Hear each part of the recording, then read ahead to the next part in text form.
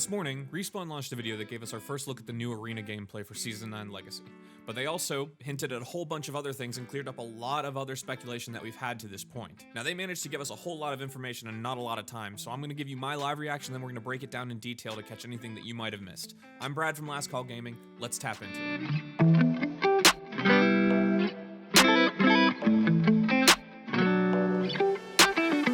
Lo and behold, not even a week later, another unscripted video, another unscripted live react. It is just after 11 a.m. Eastern time. At the time of this recording, the brand new Apex Legends video has just dropped, and I'm excited. I've been wanting to see what the arena gameplay is all about, and I really want to see what all... they tend to hide little Easter eggs about the season going forward, so I'm just really curious as to what all we get here. So let's take a look at this already.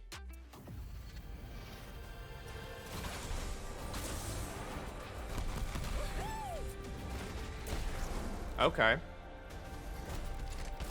So I wasn't entirely wrong from the other trailer. Like, they do have what looks like some World's Edge. But what you do with it, that's what's important. Looks like we're getting a first look at some of the Battle Pass skins, too. The Apex Games are where the champions are crowned. Definitely getting a look at some of the Battle Pass skins. Legends are made. I said danger close. Weren't you listening? The arenas are my games. They're not about fame or spectacle. They are about the fight. Is this going to be another 3v3 mode? It's just your squad and their squad. That is a yes. That is a Whoever yes. survives wins. Now pay attention. This is how the game is played. Assemble your squad in the customary fashion. Before the fight begins, squads There are a lot of enclosed new in their skins this spawn time room around. and have access to the shop. Here you can purchase weapons, items, and abilities with crafting materials. Okay. I will grant you a set amount of materials at the start of each round. You may earn more through your performance. Materials can be used immediately or saved for superior equipment later in the match. Okay. Purchased gear follows between rounds. Where's all my stuff? This is definitely going to end up getting, like, super sweaty. Making you an even greater threat. At the end of the buy This is phase, going to be even sweatier than, like, the regular Battle Royale game mode. both teams engage in combat until one side is wiped out. Downed teammates can still be revived. But in this game, there are no respawns. Use the pressure. No respawns. Okay. It's the only way to survive. Supply bins containing consumables and material canisters are scattered throughout the arena. Alright, so you have a chance to sort of, like, make more money than the other team. 3 weapons arrives in the middle of each round. The tier of the weapons in the drop pod increases from round to round. Use them to overpower your competition. Alright. It's high risk. High reward. Maybe Yeah, next okay. time. You should try it. That's going to require a lot of cooperation with your team. A lot of cooperation. Like, I'm going to pause right here for a second and just, like, this is... I like the concept. I like the concept. It's going to require a lot of teamwork. I don't think this is going to be something you're really going to want to play with randoms, because this is going to be, like, one of those... You need communication for this. To make this work and to actually be successful and not be, like, frustrating, you're going to need communication, and big communication, so... Be declared the champion. If teams battle to a deadlock 4-4 tie, round 9 is my favorite part. Sudden death if you make it to 4-4. What exactly... Knock down more than a few. But, like, what exactly is the sudden death? Like, what makes it different than the others? Is it a smaller ring? Is it a smaller arena? What is it exactly? I don't think they really mentioned that. Do random ultimates just drop from the sky? Each arena has its own personality and acts as an optimal combat testing ground. The Phase Runner on Olympus wasn't the first of its kind. A prototype long abandoned rests in a remote section of Talos. Luckily, it remains intact and functional, providing unique combat opportunities to those clever enough to seize them. There's a research afoot. A short And then, of course, a short phase runner as a like as a tactical ability, like for everybody, is kind of cool. I kind of dig that. Coma was simply another Outlands hotspot turned yesterday's news until an ill-fated joyride gave it a new landmark. You're welcome. With my assistance, Oh no. the city has been reignited with a new monument to incompetence. Mirage Voyage Thank you for this. has crashed. Much better about myself now. This is what happens when you let your own Secured some viable locations throughout the holo Outlands to pilots serve as arenas. fly the damn ship. And don't get too comfortable. The future promises to be a bit fiery. Okay. Oh, yes. A new legend has joined the fight. This little one and I share a common legacy. Pilot blood runs All through right. our veins. This is Valkyrie. She kind of pronounced that wrong, or weirdly. Valkyrie. Yeah. Emphasis on the wrong syllable. Anyway. Okay, so that's the cluster missile. As she is reckless. Friend or foe, make sure you look up as she takes the fight to the That's sky. not an ultimate ability, but it combos well with ultimates. Interesting. The arenas are the ultimate test of skill and resolve. That's not an ultimate, So I but have a gift. The Bowcheck compound bow. all right, let's see this thing. This precision weapon requires patience and pinpoint consistency. Is there ammo, or is there It's 2 hop-up slots. 2 hop-ups? Legends can combine shatter caps, splitting the arrow tip into a shotgun pattern, That's kind of cool. and Deadeye's tempo, allowing a faster draw when firing at the optimal pace. Also cool. Master So it's like super versatile. Become a true assassin. You gotta take risks to be champ. The need to prove superiority is instinctive. Hopefully, you can impress. Oh, that's a cool execution. See you in the arenas. That's a cool. I like that. Perimeter alert. Multiple unknown ships entering secure space. All personnel. All right. please secure docking stations and prepare for arrival. Security forces on full alert. Strap in, Mutie. Things are about to get mighty interesting.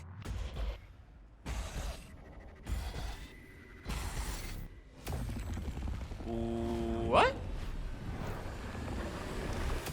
Why is Olympus all viney?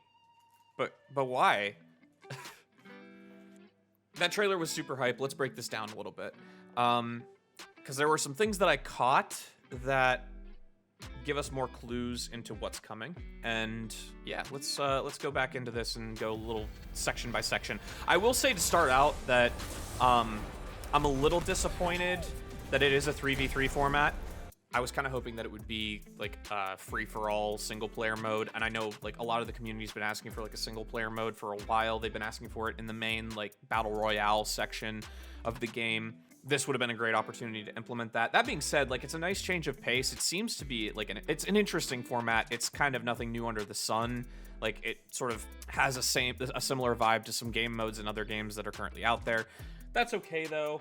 You know, it's a welcome change nonetheless, and it's going to be pretty cool. I think that there's going to be teams that are able to min-max this, and I think it's either going to be like super sweaty, hardcore competitive, or it's going to be very, very casual, and there's not going to be really an in-between.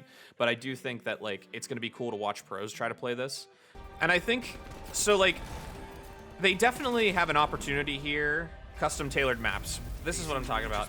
First of all, right here, with the like Mirage Voyage and some Kings Canyon stuff has sort of crossed with Olympus. There were people speculating about that sort of thing, and I think they thought it was going to be a new map for the Battle Royale, but it turns out it's now actually for the 3v3, which is kind of cool. I think it's going to be cool, a cool opportunity for Respawn to really diversify the game. They're going to have the opportunity to put in so many new maps because they're just going to be smaller, and it's really going to make things, it's going to shake things up a lot. This shop, I have a lot of questions about this. I'm going to move my camera here. First takeaway, 3 tiers of weapons. Each tier apparently has a specific cost for each weapon. This is interesting that the R99 is valued higher than, say, the Mastiff. Presumably that's going to be the case the whole way through. This is interesting. The Peacekeeper is in with the shotguns. Peacekeeper is normally a care package weapon. Unconfirmed yet. Rumors have been circulating that the Peacekeeper is going to go out into the regular rotation and the triple take is going to take its place in the care package. Without knowing that for sure, we don't know if you're going to be able to purchase care package weapons.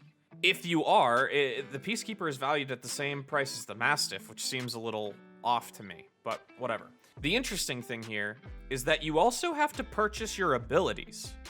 So you literally walk into this game as a blank slate, and that's going to change how you play the game entirely. And I think that's really, I actually really like that. I think that's a really cool design because it's really going to make you value your currency. Something else, in the bottom left-hand corner of the consumables, there's something that I have no idea what that is. I don't recognize that. That is something brand new. Because right above it, you have all of the healing items. Down below is all presumably ordnance, and we do not have a fourth ordnance. What is that? Is that a new mine? Is that like a, you know, a shield of some sort? I don't know. So they're adding something that they haven't told us about, and I'm curious to see what it is. It looks like the allotment of credits is going to be individual. So like everybody's going to get X number at the beginning, which is the smarter way to do it. I thought it was going to be a pool of credits, but that definitely makes it a little bit more solo queue friendly. Okay, so you earn more through your performance, which means this game is going to reward you for participating. Participating is the wrong word. This game is going to reward you for like actually playing well, which has its ups and downs. Because if you get completely dunked on in the first round, I feel like this has a lot of snowball potential. The game mode in general has a lot of snowball potential. You don't know what that other squad of 3 is capable of. So this matchmaking is going to have to be on point. Otherwise, a lot of people are going to be very miserable playing this game. Right. So you lose everything between rounds, which is cool.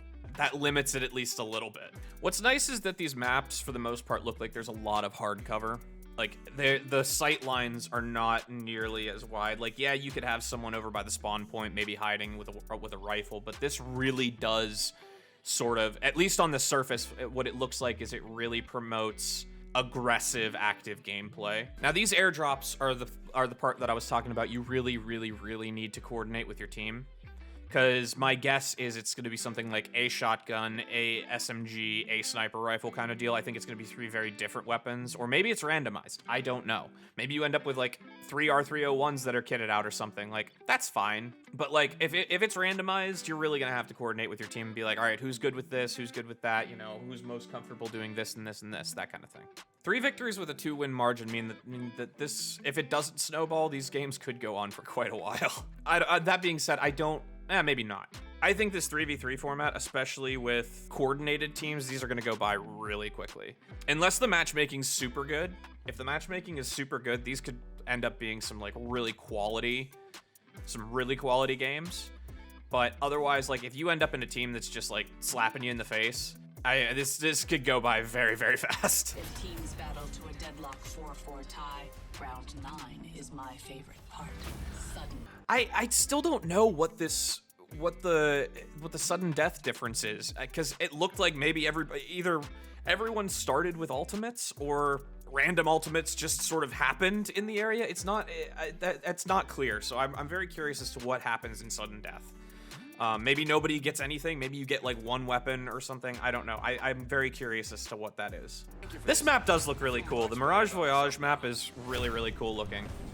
And I mean, it makes sense that they would also like pull smaller areas from bigger maps to use as arenas. I think that's a good idea. Like I said, it opens up the door to a whole host of variety and a whole lot more variety. Give us more maps more regularly. Don't take them out of rotation. I mean, I'm sure there's going to be a couple arenas that people are like, oh, great. The more maps you have, the better off the game mode is going to feel. So let's talk now about Valkyrie, because we got our first look at all of her abilities, actually, and that's kind of cool. All right, so Valkyrie's cluster missiles look an awful lot like a very strategically placed Gibby ult on cooldown. I am very concerned about how much each of these rockets hit, because what do we see here? A 1, 2, 3 by a 3 by 4 grid of rockets. So 12 rockets, which is not an absurd number. It's a very enclosed area. So unless there's a whole team in the area, like they're about to show you, like that's not super valuable, but it is area denial. It depends on how much each of these rockets hits for. The skydive ability,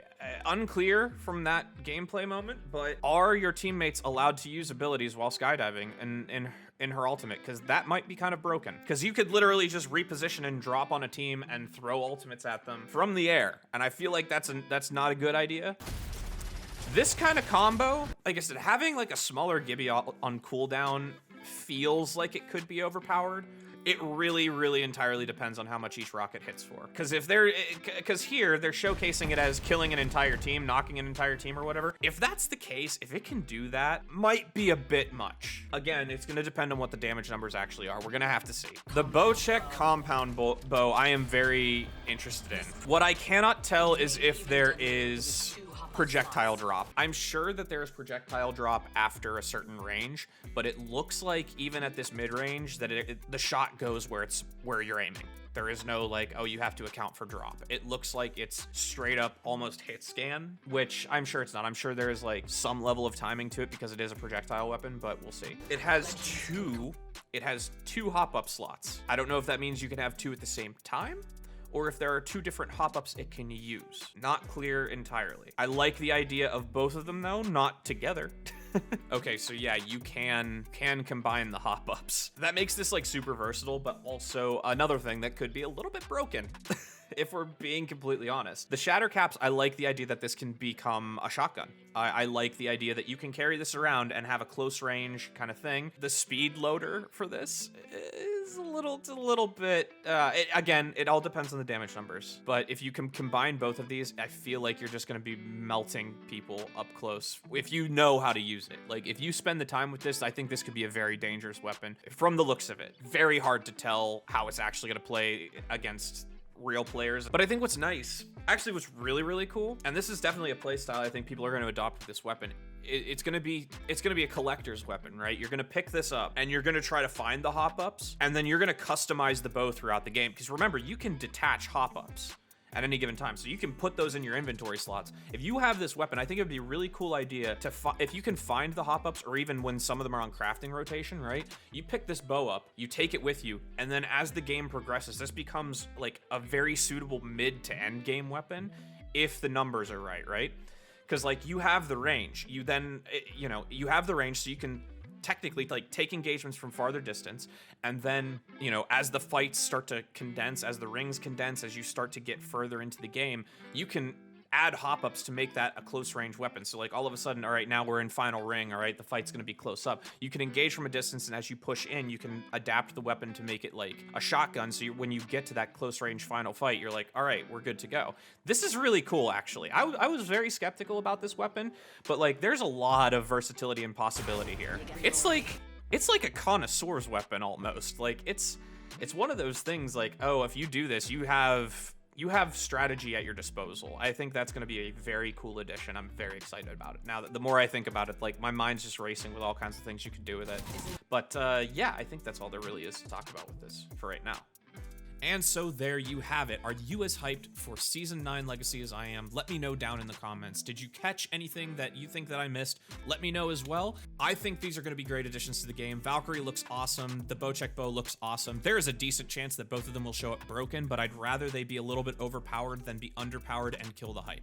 I think of the two scenarios, overpowered is the way to go. It's easier to tune down than to bring up to the appropriate level. So we'll have to wait and see. I've been sitting on the credits to purchase Valkyrie for weeks now. I'm gonna do some day of stuff. We're gonna probably be streaming most of next Tuesday just to get a feel. We're gonna have first impressions of both the new game mode, the new legend, the new weapon. It's gonna be awesome, so stay tuned for that. If you like this video, show it some love down below so that other people can find it as well, and consider subscribing to the channel if you want to see more content. I stream 3 times a week, every Tuesday, Thursday, Saturday, right here on YouTube, usually 9 p.m. Eastern. And yes, thank you guys so very, very much for watching, and until next time, cheers.